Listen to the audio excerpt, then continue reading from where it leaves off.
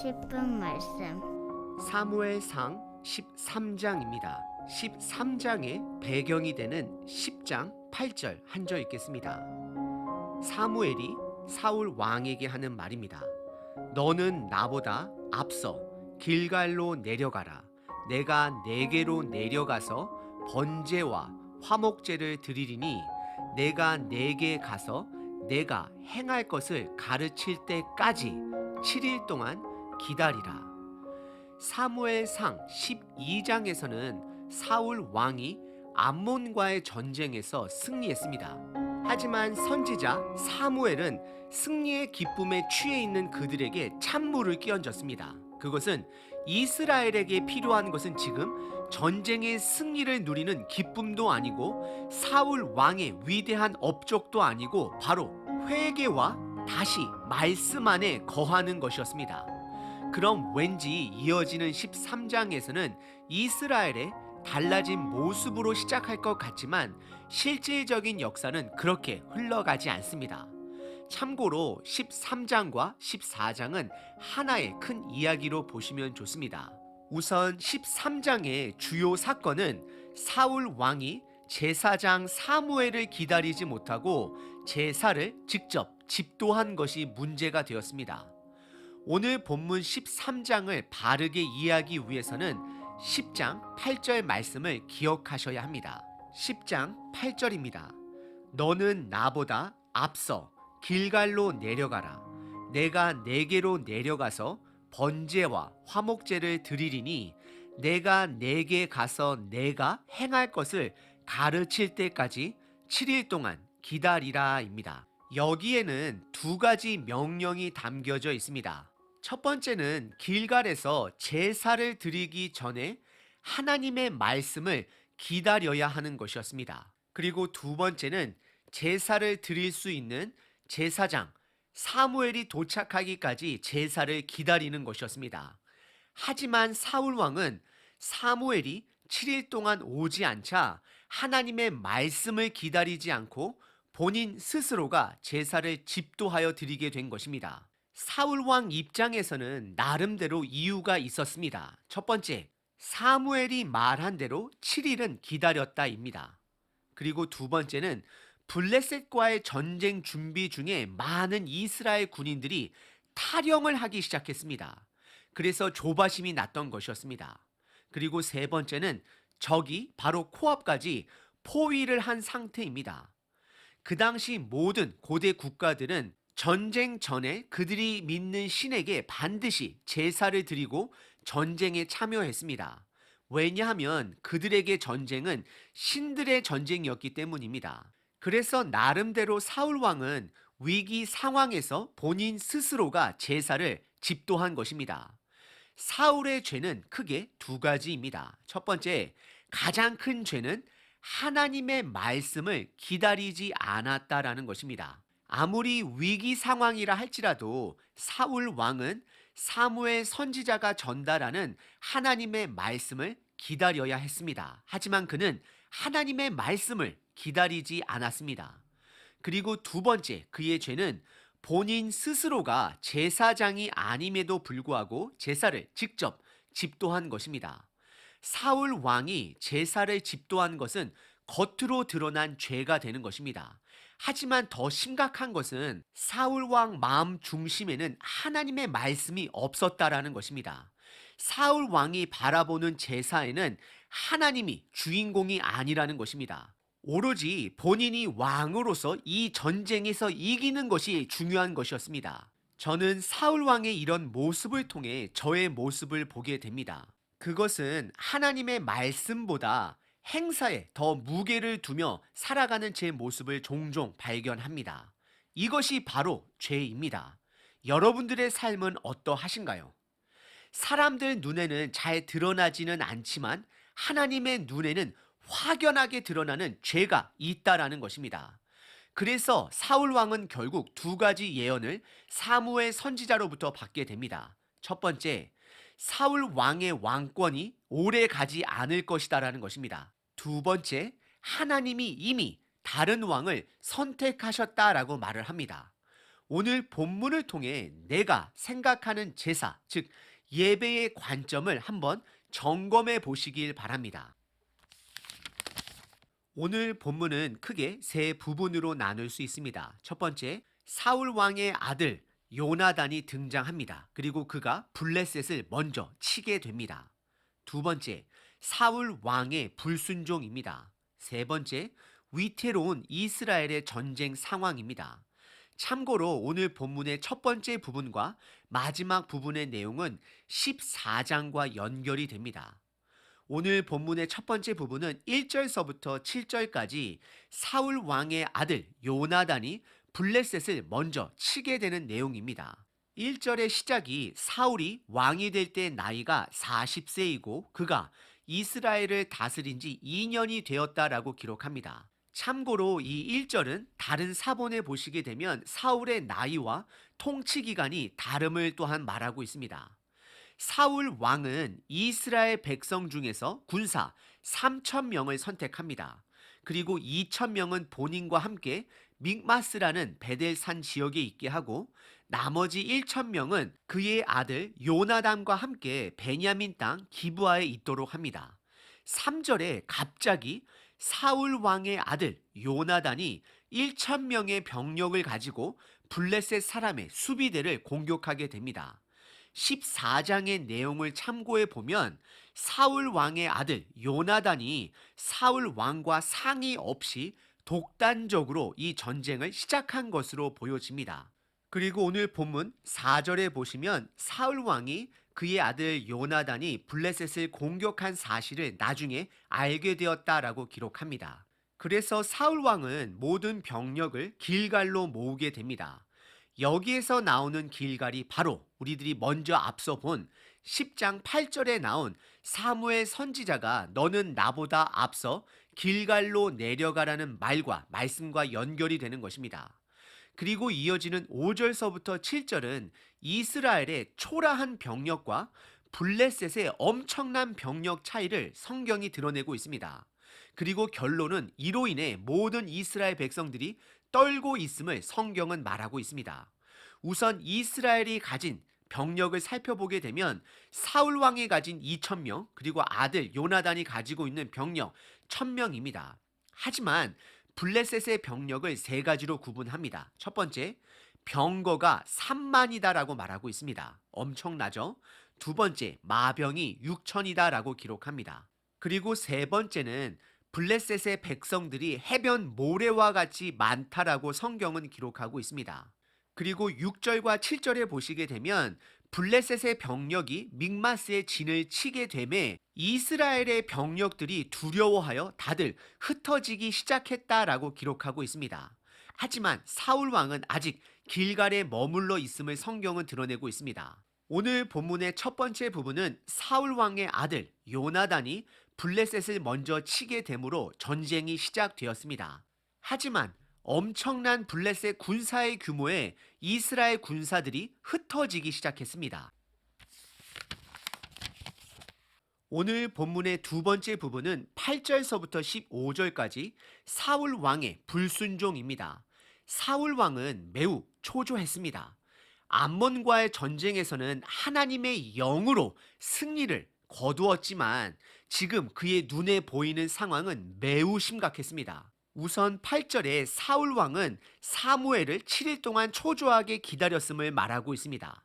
하지만 사무엘이 길갈에 오지 않았고 이에 이스라엘 군사들의 탈영병 숫자가 증가하고 있음을 성경은 말합니다. 사울 왕은 크게 세 가지 압박을 받았습니다. 첫 번째는 턱없이 부족한 병력, 두 번째는 오지 않는 사무엘 선지자, 그리고 마지막 세 번째는 늘어나는 탈영병들의 숫자들입니다. 이런 압박을 참지 못하고 본인이 하지 말아야 할 것을 알면서도 9절에 사울 왕은 번제를 본인이 스스로 집도합니다. 9절입니다. 사울이 이르되 번제와 화목제를 이리로 가져오라 하여 번제를 드렸더니 라고 기록합니다. 그리고 10절에 번제를 마치자마자 그때 사무엘 선지자가 등장합니다. 아마도 사무엘 선지자는 길갈에 가까워지면서 제사의 연기를 확인했을 것입니다. 하지만 10절에 사울 왕과 사무엘이 만나는 과정을 보시게 되면 사울 왕이 아직도 본인의 죄를 깨닫지 못함을 드러냅니다. 그래서 나름대로 타당성을 가지고 사무엘 선지자를 맞으며 인사했음을 문안했음을 성경은 기록합니다. 그러자 사무엘의 첫 마디는 왕이 행한 것이 무엇인지 아느냐라고 묻습니다. 이것은 너희의 죄가 무엇인지 아느냐라고 묻는 것입니다. 이것은 아마도 사울 왕이 그의 죄의 심각성을 모르기 때문에 사무엘이 지적한 것입니다. 그러자 사울 왕은 나름대로의 본인의 타당성을 말합니다. 첫 번째, 11절에 군사들이 흩어지기 시작했다라고 말을 합니다. 그리고 두 번째, 당신이 정한 날에 오지 않았다라고 말을 합니다. 그리고 세 번째, 12절에 보시면 블레셋 군사들이 그를 치러 길갈 코앞까지 다가왔기 때문에 본인이 부득이하게 번제를 드렸다라고 고백합니다. 사울 왕의 입장에서는 나름대로 타당성이 있습니다. 하지만 하나님의 중재 역할을 하는 사무엘 제사장의 입장에서는 이것은 매우 심각한 상황이었습니다. 그래서 13절에 사울 왕을 두 가지 단어로 그의 죄를 지적합니다. 첫 번째, 사울 왕이 망령되이 행동한 것이다. 즉, 하나님을 무시한 행동이었다라고 말한 것입니다. 두 번째, 여호와의 명령, 즉 말씀을 지키지 않았다라고 말을 합니다. 그래서 사울 왕의 죄의 결과로 14절에 두 가지 죄의 결과가 있을 것을 말하고 있습니다. 첫 번째, 사울 왕의 임기가 오래 가지 못할 것을 말합니다. 두 번째, 하나님께서 이미 다른 왕을 선택했다라고 말을 합니다. 그리고 이어지는 15절에 사무엘은 길갈에서 사울 왕을 떠나갑니다. 아마 사무엘이 이런 죄의 결과를 선포했을 때 사울 왕과 1대1이 아닌 많은 군사들이 보는 앞에서 했을 것입니다. 이것을 본 모든 군사들의 대부분이 사울 왕을 떠나게 됩니다. 왜냐하면 그들이 걸었던 희망은 바로 하나님과 함께한 전쟁이었던 것이었습니다. 하지만 그 마지막 희망이 사라지게 된 것입니다. 그래서 15절에 그를 떠난 병사를 제외하고 남은 숫자가 사울 왕이 세어보니 600명 가량 되었다라고 성경은 기록합니다. 사울 왕이 제사를 집도한 것은 분명한 큰 죄입니다. 첫 번째는 하나님의 말씀을 기다리지 않은 것입니다. 사실 제사를 드린 것은 외형적인 것이고 그의 마음의 중심의 죄는 하나님을 기다리지 않은 것, 말씀을 기다리지 않은 가장 큰 죄가 되는 것입니다. 사무엘은 분명히 10장 8절에 그가 행할 것을 가르칠 때까지 기다리라 말한 것입니다. 그리고 두 번째는 그가 제사를 무기로 사용한 것입니다. 제사를 드리면 전쟁에서 승리할 수 있었다라고 믿은 것입니다. 이것은 이스라엘이 언약궤를 무기 삼아 전쟁에 나간 사건을 되풀이한 사건이 되는 것입니다. 사울 왕의 중심에는 하나님이 없었습니다. 그가 사무엘 선지자를 처음 만났을 때에 보여준 겸손은 말씀에 뿌리를 둔 겸손이 아님을 지금 드러내고 있습니다. 그때의 겸손은 그냥 인간적인 예의를 차린 겸손이었습니다. 그래서 그는 하나님의 명령, 즉 왕이 되어야 한다라는 말씀 앞에 그리고 넘쳐나는 확인 사건들이 있었음에도 불구하고 왕으로 뽑히던 순간 짐짝 뒤에 숨어 있었던 것입니다. 하지만 정작 심각한 것은 지금 그가 무엇을 잘못했는지 모른다는 것입니다. 그에게는 사무엘이 그렇게 강조한 회개를 찾아볼 수가 없습니다. 그는 점점 하나님이 아닌 본인이 주인됨을 더 드러내기 시작하고 있습니다.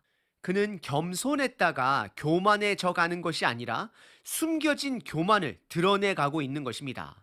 오늘 본문의 두 번째 부분은 사울 왕의 불순종입니다. 오늘 본문의 세 번째 부분은 16절서부터 23절까지 위태로운 이스라엘의 전쟁 상황을 보여주고 있습니다. 크게 두 가지 위기로 볼 수 있습니다. 첫 번째는 16절서부터 18절까지 블레셋 군사들이 세 팀으로 나누어 이스라엘의 남은 병력을 에워싸게 됩니다. 먼 북쪽으로는 오브라의 길을 점령하였고 먼 서쪽으로는 벳호론의 길을 점령하였고 남은 병력은 18절에 보시면 사울 왕과 요나단이 함께 모여 있는 게바 지역, 즉 광야 쪽을 포위하게 되는 것입니다. 그리고 두 번째 위기는 19절에 이스라엘에는 철공이 없다라고 성경은 기록합니다. 이것은 이스라엘 사람들이 싸울 무기가 없음을 말하고 있는 것입니다. 블레셋 사람들이 이스라엘 사람들에게 철기 문화를 알려주지 않았음을 또한 성경은 암시하고 있습니다. 그 예로 21절에 보시면 이스라엘 사람들이 농기구의 철 부분을 날카롭게 하기 위해서는, 갈기 위해서는 블레셋 사람들에게 가야지만이 그 날을 세워주고 갈아주었음을 말하고 있습니다. 그리고 24절은 블레셋 사람들이 게바 지역을 포위했음을 드러냅니다. 오늘 본문의 세 번째 부분은 이스라엘의 위태로운 전쟁 상황을 보여주고 있습니다. 오늘 본문은 사울 왕의 심각한 죄를 보여주고 있습니다. 하지만 정작 본인 사울 왕은 본인의 죄를 보지 못합니다. 왜냐하면 타당함을 가지고 있기 때문입니다. 그래서 그는 회개하지도 않습니다. 혹시 이 모습이 우리의 모습일 수 있습니다.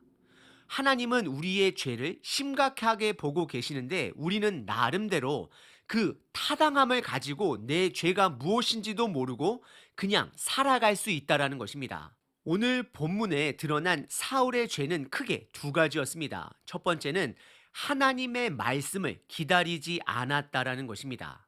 두 번째, 제사를 무기처럼 사용했다라는 것입니다. 그럼 저는 여러분들께 두 가지 질문을 드리겠습니다. 첫 번째, 여러분들 삶 속에는 하나님의 말씀이 있으신가요?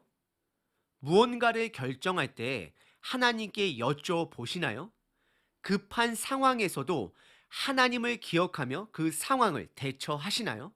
아니면 사울처럼 급하게 닥친 상황 가운데 나의 최선의 행동만으로 살아가고 계신가요? 우리 삶에는 반드시 말씀이 있어야 합니다. 두 번째는 여러분들은 예배가 무엇이라 생각하시나요? 혹시 예배를 사울 왕처럼 무기로 사용하고 있으시지는 않으신지요? 내가 참여하는 주일 예배로 인해, 내가 드리는 헌금으로 인해, 나의 섬김으로 인해 하나님께 무언가를 바라고 계신 건 아니신지요? 예배의 근본적인 정신은 이미 넉넉하게 받은 것에 감사하여 드리는 것이 예배의 근본 정신입니다. 이미 하나님께서는 예수님을 보내주셨고 이 땅의 어려움을 이겨낼 수 있는 삶의 목적과 방향과 과정을 함께 해주시고 계십니다. 그래서 예배는 믿는 자들이 드리는 것입니다. 하나님을 신뢰하기 때문에 예배를 드릴 수 있는 것입니다. 나의 어려운 상황만을 해결하기 위해서 드려지는 것이 예배가 아닙니다. 우리는 나도 모르게 내가 주인이 되어 사울 왕처럼 나만의 타당함을 가지고 내 죄를 보지도 못하고 살아갈 때가 있습니다. 그리고 나도 모르게 예수님을 부적처럼 여기며 나를 지켜주시는 수호신처럼만 여길 수 있다는 것입니다. 예수님은 수호신이 아닙니다. 이제는 내 중심 주변에 예수님을 두는 자가 아닌 내 중심에 예수님을 모셔야 할 때입니다. 예수님께 내 자리를 드려야 할 때입니다. 오늘 하루 예수님을 주인으로 인정하시는 삶을 살아내심으로 여러분들의 삶을 통해 하나님이 하나님됨을 드러내는 하루 되시길 바랍니다.